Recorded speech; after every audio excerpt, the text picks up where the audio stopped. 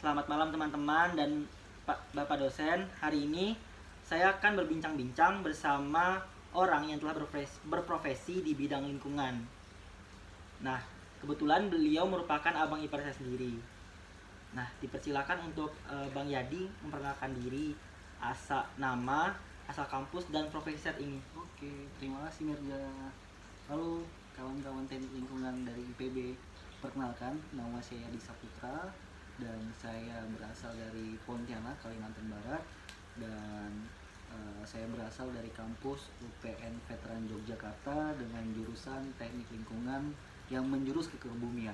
Nah, jadi saya bekerja di salah satu perusahaan multinasional yang bergerak di bidang perkebunan, dan saya sebagai asisten manajer di salah satu departemen EHS atau K3. Biasanya ada yang menyebut OHS, EHS ataupun HSE di perusahaan tersebut. Jadi bagaimana lagi Mirza? Oke, tadi kan Bang Yadi menyebutkan profesinya saat ini di bidang lingkungan sebagai seorang ahli K3 ya. Yeah. Nah, untuk ahli K3 sendiri itu apa aja sih job desk dari pekerjaannya itu gitu? Oke, untuk job desk, kalau di dalam dunia K3, jadi memang K3 ini memiliki dasar hukum. Dasar hukumnya itu ada di Undang-Undang tahun 1970. Nah, nomornya berapa? Kawan-kawan mungkin bisa cari lah ya. Kawan-kawan bisa cari berapa nomornya. Tapi di tahunnya, clue-nya di tahun 1970 untuk dasar hukum terkait dengan K3 dari Permenaker. Oke. Nah, di situ ada banyak secara teori untuk penerapan yang harus dilakukan oleh perusahaan terkait dengan K3. K3 sendiri tahu apa? Kesehatan dan keselamatan kerja. Nah, betul. K3 itu kesehatan keselamatan kerja. Jadi kita udah tahu nih apa dari kepanjangan dari K3 tersebut. Secara teknis di lapangan, jadi secara struktural dulu ya. Kalau di lapangan ini EHS itu memiliki staff yaitu biasanya disebut sebagai safety officer atau EHS officer ataupun asisten K3.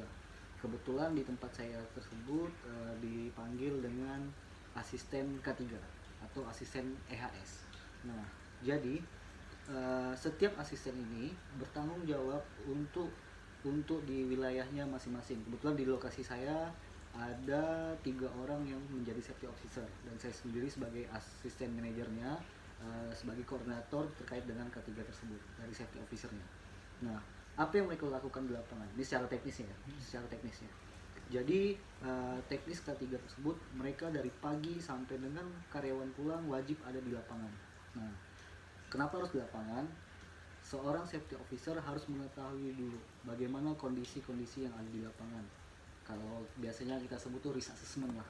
Risk assessment lokasi-lokasi yang bisa berpotensi kecelakaan kerja. Nah, lalu yang dilakukan safety officer itu dari pagi, yaitu pertama memverifikasi terkait dengan penggunaan APD. Apa itu APD? Alat pelindungan diri. Nah, alat pelindung diri. Alat pelindung diri itu mereka cek, verifikasi apakah sudah dilakukan pengecekan oleh mandor ataupun asisten yang ada di lapangan. Kalau di perkebunan sendiri itu stafnya tersebut disebut asisten lapangan, sedangkan di bawahnya ada mandor. Nah, mandor lah dan asisten lah yang mengecek inspeksi APD tersebut apakah layak ataupun tidak layak. Nah, ketika tidak layak wajib dipulangkan atau mengalihkan pekerjaannya tersebut. Nah, APD ini apa aja APD-nya tergantung dari posisi pekerjaannya.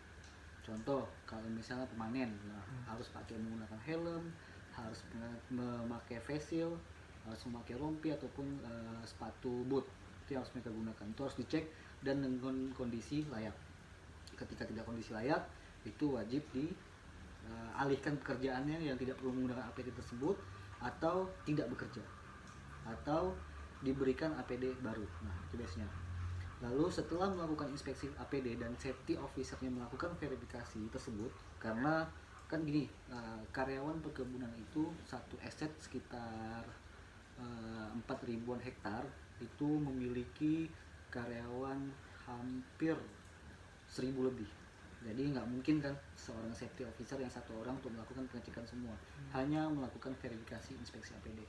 Nah, tapi sebelumnya itu si karyawan, si mandor, si asisten sampai dengan manajer harus berkomitmen dulu terhadap K3. Komitmen ini pun turunan dari kebijakan yang ada di perusahaan atau dari top manajemennya lah. Jadi top manajemen udah memberikan bahwa wajib seluruh karyawan menjalankan program K3. Nah, itulah banyak nih programnya nih apa-apa aja.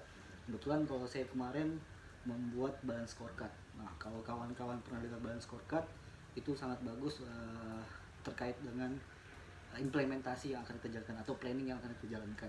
Balance scorecard itu dari Oxford, awalnya untuk akuntansi, dan itu bisa kita alihkan ke bagian safety. Mungkin kawan-kawan bisa cari di Google apa itu balance scorecard, sangat bagus. Dia kayak KPI, key performance Key performance indicator. Iya, indikator. Nah, itu dia kayak KPI. Jadi itu udah kita terapkan juga di perusahaan saya. Tadi saya bilang terakhir dari inspeksi APD, lalu melakukan observasi di lapangan. Observasi di lapangan ini mereka melihat bagaimana karyawan tersebut bekerja, apakah sudah sesuai prosedur atau tidak. Nah, ketika tidak sesuai prosedur, tim safety officer di lapangan wajib memberlakukan intervensi. Tahu kan maksudnya intervensi? Iya. Apa? Di apa ya namanya? Bukan diganggu sih, apa sih?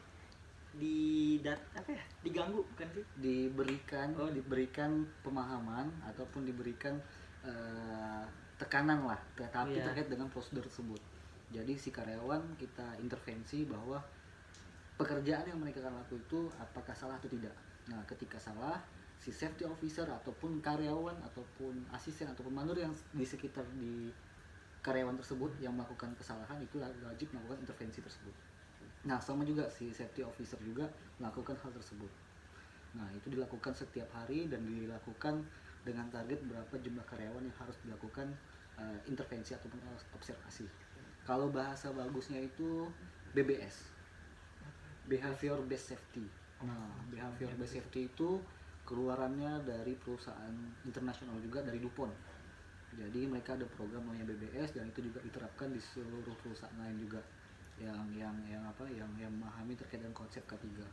Jadi BBS itu sangat bagus dan mereka memberikan intervensi lalu memberikan pemahaman bagaimana prosedur pekerjaan harus dijalankan. Oke, setelah melakukan observasi pada siang hari dan juga sampai pemastian pada saat pulang, bagaimana mereka pulang itu selamat sampai tujuan ke rumah. Sama juga tadi pergi kan, pergi juga harus selamat, pulang juga harus selamat. Nah, pada saat pulang mereka memverifikasi terkait dengan alat kerja, apakah alat kerjanya tinggal di lapangan atau sudah diserahkan di gudangnya masing-masing. Jadi alat kerjanya panen itu kan banyak tuh, ada namanya dodos, ada namanya egrek dan lain-lain lah. Itu wajib dibawa ke gudangnya masing-masing, tidak boleh dibawa ke rumah. Nah, disitulah tim safety officer memastikan juga terkait dengan alat kerja tersebut apakah sudah bagus atau juga. Oke. Lalu dari program K3 sendiri, nah program K3 ini banyak sebenarnya, macam-macam, setiap perusahaan beda-beda. Kalau perusahaan saya yang dulu, saya udah ini perusahaan yang ke sekian, saya nggak sebut berapa banyak, tapi yang kesekian. Di perusahaan yang sebelumnya itu ada namanya Life Saver, program Life Saver. Jadi mereka memiliki record kecelakaan kerja dari tahun berapa tahun ya? Kalau nggak salah saya hampir 20 tahunan itu record kerja ya. Record kecelakaan kerja, dan itu mereka mencari top risk. Nah, ketika menemukan top risk, mereka membuat namanya panduan terkait Life Saver. Life Saver itu panduan bagi karyawan lah untuk menghindari potensi kecelakaan kerja yang ada. Oke. Dan program yang lain-lainnya pun banyak juga. Nah, apalagi kalau kawan-kawan lihat regulasinya yang ada di Indonesia, banyak untuk regulasinya. Yang tadi saya bilang, coba nanti cari di tahun 1970 nomornya, cari sendiri. Nah, itu PR lah buat kawan-kawan semua biar dibaca kan. Intinya kalau kawan-kawan nanti bekerja di dalam K3 itu yang pasti harus sering-sering ke lapangan.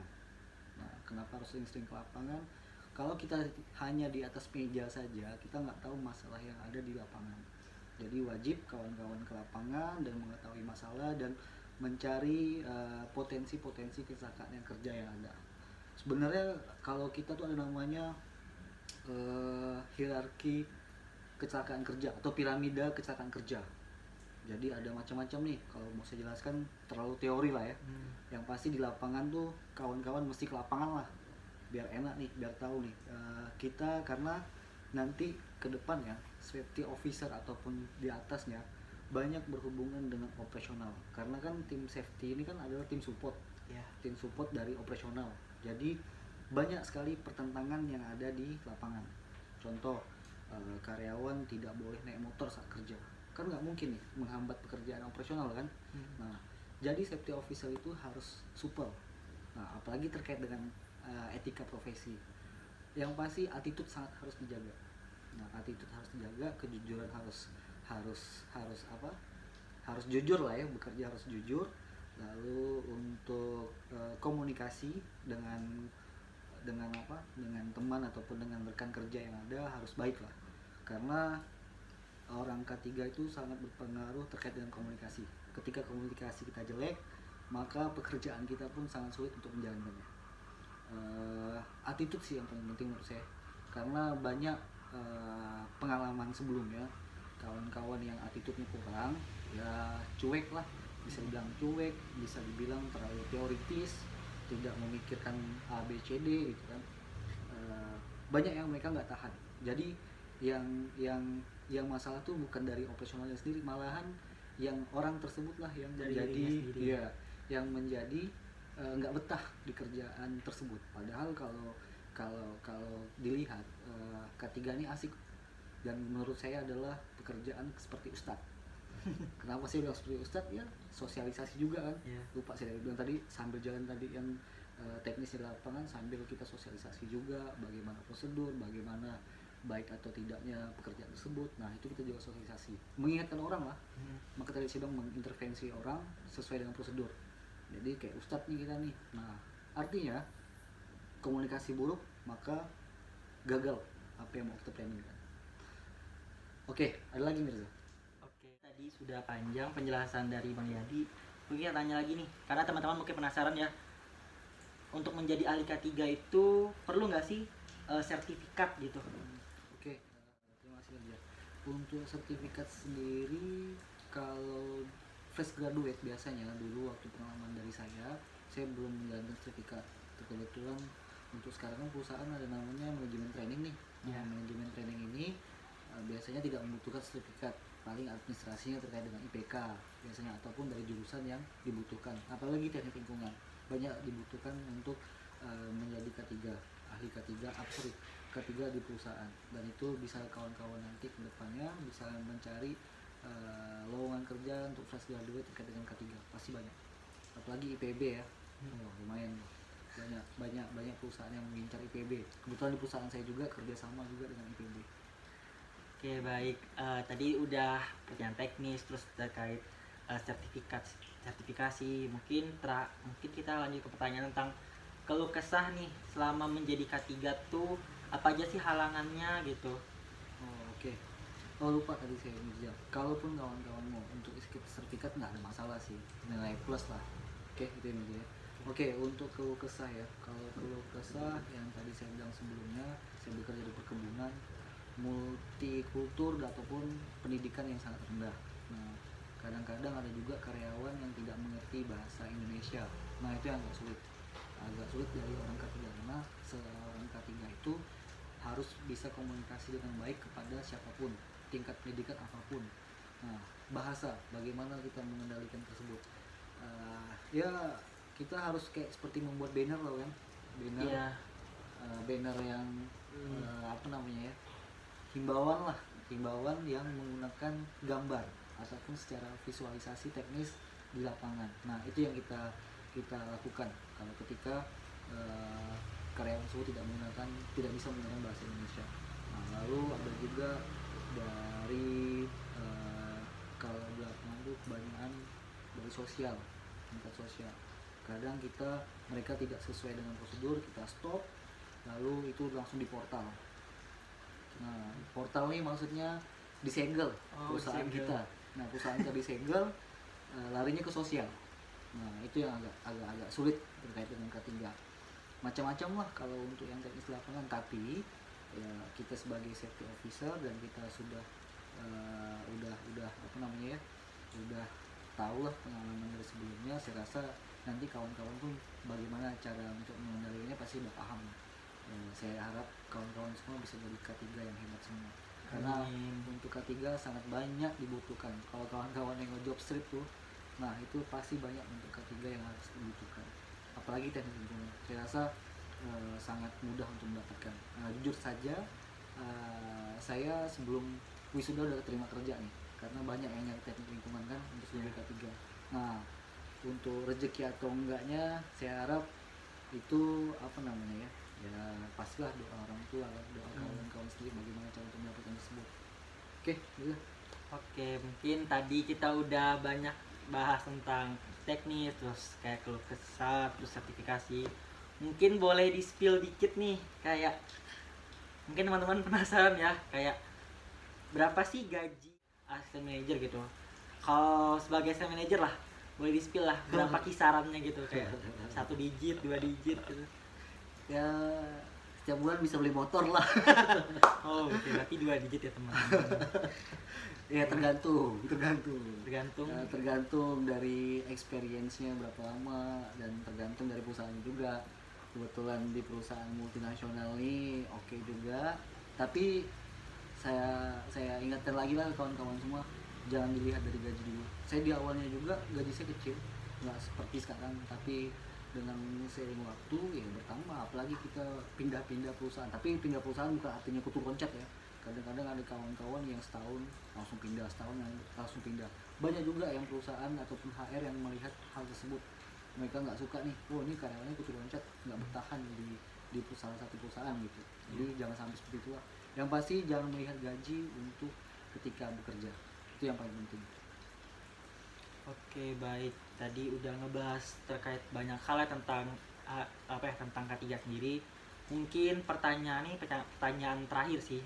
Pertanyaan terakhir mengenai etika profesi di bidang K3. Apa aja sih yang ada di lapangan tuh etika profesi seorang ahli K3? Nah ini yang paling penting sih kalau untuk kawan-kawan semua, apalagi fresh graduate nanti setelah lulus, apa sih yang ditanggung sama manajemen perusahaan untuk apa namanya dari orang tersebut lah yang akan di hire mereka. Yang pasti yang pertama itu yang paling penting attitude. Attitude itu sangat penting ya, bagi kita yang masih baru nih. Attitude. Yang kedua kejujuran, yang ketiga komunikasi yang baik. Kenapa 3 itu sangat penting menurut saya? Karena dari rekan kerja kita lah yang pertama, attitude ini. Kita tidak memandang orang tersebut apakah jabatannya tinggi ataupun jabatannya rendah dari kita, ataupun dari agama ataupun dari suku. Nah itu kita tidak boleh apa namanya mencemooh atau meremehkan atau menganggap kita paling hebat lah. Itu yang paling penting. Kebanyakan attitude itu mohon maaf ya untuk fresh graduate ya biasanya, mereka menganggap teori mereka sangat hebat, sangat jago, sangat mengerti dan memahami yang akan dilakukannya. Padahal saya dulu juga seperti itu. Saya memahami, kayaknya saya lebih paham dari orang-orang yang udah senior saya. Padahal tidak. Nah, ternyata di teknis di lapangan kerjaan itu ya teori sangat penting, tapi teknis di lapangan juga yang langsung turun di lapangan juga harus mengerti juga, harus memahami juga. Makanya tadi saya bilang sebelumnya, setiap staff itu wajib, ataupun setiap officer itu sering turun ke lapangan. Nah, dia memahami bagaimana tingkah laku orang-orang yang ada di sekitarnya lah. Nah, itu tadi yang paling penting. Dan yang kedua kejujuran. Nah, kejujuran nih terkait dengan bagaimana kita integritas kita lah untuk dalam pekerjaan. Contohnya kita diminta untuk membuatkan laporan, ya main tembak aja datanya. Nah itu jangan sampai lah. Itu banyak juga yang menjadi masalah besar terkait dengan data tembak tersebut. Kawan-kawan ya, kalau lagi kuliah, nah skripsi jangan pakai data dukun. Dulu saya juga waktu kuliah banyak dosen saya bilang untuk ngecek batuan kan, wah ini adalah apa namanya mineral ini, padahal bukan, pakai data dukun. Jadi banyak kejadian. ada namanya asisten dibunuh lah. Itu yang bahaya. Jadi ya karena kalau di lapangan kita nggak tahu nih, maka saya bilang multikultural kan bahaya kan. Iya. Jadi banyak sifat orang yang apa namanya, yang aneh-aneh kan, apalagi pendidikannya yang rendah, itu bisa menjadi bumerang buat kita. Nah, kawan-kawan nanti kalau setelah lulus kuliah, bekerja di lapangan, dan itu komunikasinya sangat penting. Bagaimana kita berkomunikasi dengan atasan, rekan kerja ataupun bawahan. Jangan kita samain semua tingkat bahasanya lah. Bahasanya itu kita samain ke karyawan nih. Campur Inggris dikit nih, wah karyawan ngomong nah kacau tuh. Kalau ke manajer oke, mungkin karena nanti kan bahasa Inggris kan sangat penting nih. Nanti kawan-kawan juga pasti bos-bosnya pada bule-bule semua kan. Iya. Nah kebetulan perusahaan saya bosnya langsung orang Brazil, cewek. Jadi jangan lupa bahasa Inggrisnya harus lebih jago lah ya. Kalau nggak jago ya les. Tapi lesnya jangan hanya bayar tapi orangnya nggak masuk. Nah itu yang paling penting. Jadi komunikasi tadi ya, itu sangat penting. Dan kawan-kawan, saya rasa untuk anak-anak milenial untuk komunikasinya bagus lah kayaknya, nggak terlalu kaku gitu. Yang pasti sering aja turun ke lapangan pada saat sudah bekerja. Bagaimana melihat orang itu gayanya bagaimana, nah itu yang paling penting. IPB udah terkenal di perusahaan-perusahaan besar nih, multinasional. Kebetulan di perusahaan saya direktur operasionalnya orang IPB. Nah, bagus kan, mantap kan. Jadi banyak juga anak IPB di perusahaan saya. Saya nggak sebut nama perusahaannya, Iya. tapi salah satu perusahaan multinasional yang banyak grupnya atau bisnis unitnya. Ada yang rokok, ada yang perkebunan, dan ada bank. Nah itu ada juga semuanya. Jadi rata-rata anak IPB kerja di situ. Jago kan, hebat kan. Nah, nanti CV-nya kirim aja ke saya. Oke, Mirza, ada lagi? Mungkin sudah cukup ya wawancara kita kali ini. Terima kasih juga kepada Bang Yadi udah menjawab semua pertanyaan-pertanyaan kita, rasa penasaran kita tentang dunia profesi nih yang bakal kita laksanakan mungkin setahun atau 2 tahun ke depan. Mungkin dari saya mohon maaf apabila ada salah kata atau kekurangan. Terima kasih. Wassalamualaikum warahmatullahi wabarakatuh.